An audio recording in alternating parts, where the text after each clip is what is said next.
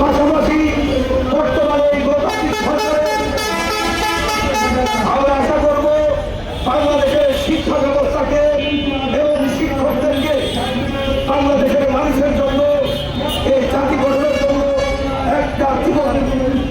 একটা যুগোপযোগী শিক্ষা ব্যবস্থা প্রবর্তন করবে এবং